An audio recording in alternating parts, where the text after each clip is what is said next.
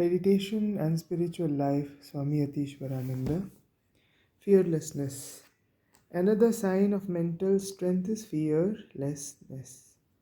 Sometimes much of our energy is lost through fear. We should not be too bold and think we are too secure. But the person who is always afraid of falling down is sure to fall, just as the person who is overconfident is sure to slip. So, very clearly, if I go on thinking, oh, I'll fall, sure to fall. And also the opposite extreme, overconfident, again, sure to slip. So, as we go higher and higher, there is always the danger of us slipping and falling. The more high we go, the bigger the fall is. But there is no reason for our being continuously haunted by the fear of falling. Is about humility that strengthens us, that safeguards us. Humility, surrender. There is no security on the relative plane. God vision alone can grant us absolute fearlessness. In the Brihadaranyaka Upanishad, there is a passage. Now, Janaka, you have attained fearlessness. Abhayam vai Janaka praptosi. This is a state of absolute fearlessness which one attains to after self-realization. The Upanishad identifies fearlessness with Brahman. Fearlessness indeed is Brahman. Abhayam vai Brahma. Another Upanishad says fear is produced in a person whenever he perceives duality. Yada hyevaisha etasminnudar एतस्मिन् नुदरमन्तरं कुरुते अथ तस्य भयं भवति. The more we realize our true self, the more we see the divine everywhere, and the more fearless we become.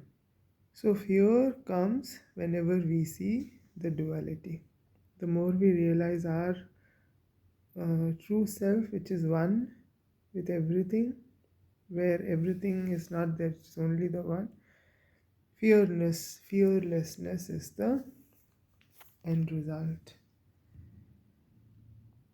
There is another kind of fear, the fear of other people. What will others think of me? That does not mean we become immoral and do whatever we feel like. No. So these thoughts are for those who have actually built their base of morality and discipline. Let others think whatever they like.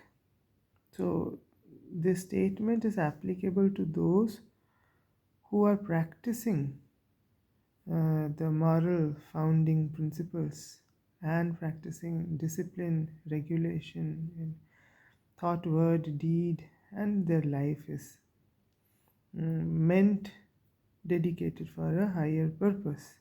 For them, let others think whatever they like. If you are fully convinced that the path you have chosen is right, what does it matter if others say or think something about you? Never yield to others regarding principles which affect your whole life. Never lose the treasure of spiritual life for fear of petty-minded people. In the Gospel of Sri Ramakrishna, you find the Master telling Narendra that one should take the criticism of others with as much indifference as an elephant has for the barking of puppies.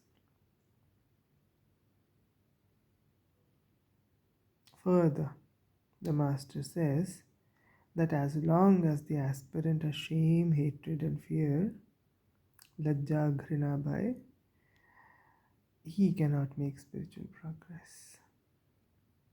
It is impossible to satisfy all people. Now, this Lajja Grina Bhai is a very deep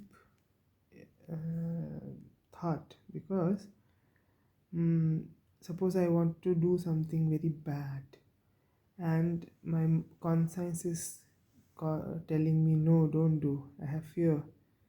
So the master is not telling that you lose all shame and lose all fear and become shameless and fearless. No, no, no. This is not about that. The context has to be clear. Hatred. Hatred because I dislike this, and I have the opposite of hatred, and that is attraction. So there, in that context, hatred and aversion both has to be, hatred and strong attachment both have to be, we have to overcome it by constant vichara, that all this duality, this liking and disliking is all temporary. And if I go on uh, remaining attached to those things which I like and have aversion to those things that I don't like, then I am uh, fully bound to my likes and dislikes.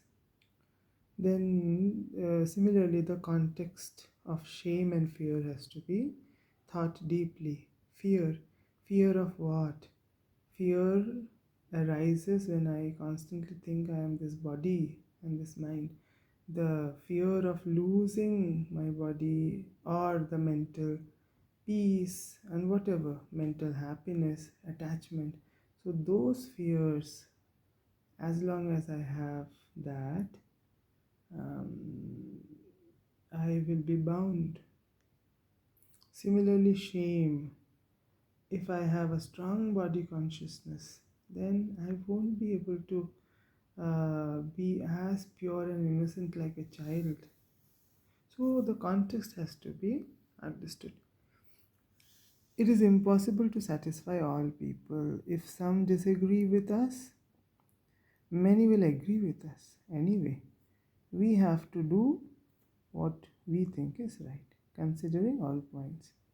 Very important. In practical life, also, we tend to focus more on those small percentage of people who are against us, and we lose sight of our own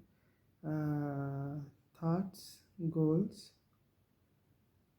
and we go on spending our time into pleasing those people, small amount of people, small percentage of people who do not like our ideas, and we make them the entirety of our universe.